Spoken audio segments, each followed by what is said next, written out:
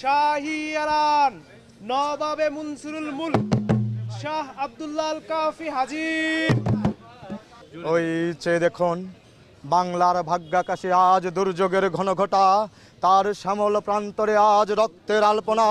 জাতির সৌভাগ্য সূর্য আজ অস্তাচলগামী, শুধু সুপ্ত সন্তান শিওরে বসে রুদ্যমনা জননী নিশাবসনের অপেক্ষায় প্রহর গণরায় রত।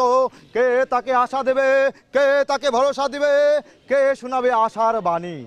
ওঠো মা ওঠো, মোছো তোমার অশ্রু জল, 7 কোটি সন্তান হিন্দু মুসলমান জীবন দিয়ে হলেও রোধ করব এই মরণের অভিযান। পুরো বিশ্ববাসী জানে যে নবাব সিরাজউদ্দৌলা ছিল আমাদের উপমহাদেশের, আমাদের অবিভক্ত বাংলার শেষ স্বাধীন নবাব।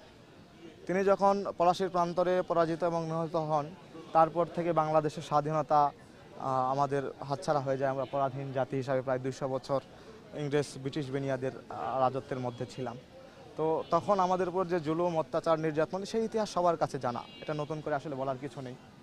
তো আমি এখানে শুধু নির্বাচনে প্রচারণার দৃষ্টি আকর্ষণের জন্য আসছি এমন না, ব্যাপারটা হলো আমি একটা প্রতিবাদের জায়গা থেকে আসছি যে আজকে আমাদের সংস্কৃতি কেমন জানি মনে হচ্ছে আবার সেই লর্ডস ক্লাইভ, আমাদের আধিপত্য কেউ কেউ আমাদের এখানে করবার চেষ্টা করছে। তো সেই জায়গা থেকে আমি আমার ভোটারদেরকে এটা জানানোর জন্য আসছি যে পলাশীর প্রান্তরে যেভাবে সিরাজউদ্দৌলাকে পরাজিত এবং নিহত করা হয়েছিল, প্লিজ এই যুদ্ধে এই পলাশীতে আপনারা আমাকে কেউ ছেড়ে যাবেন না, আমাদেরকে কেউ হারাতে দিবেন না।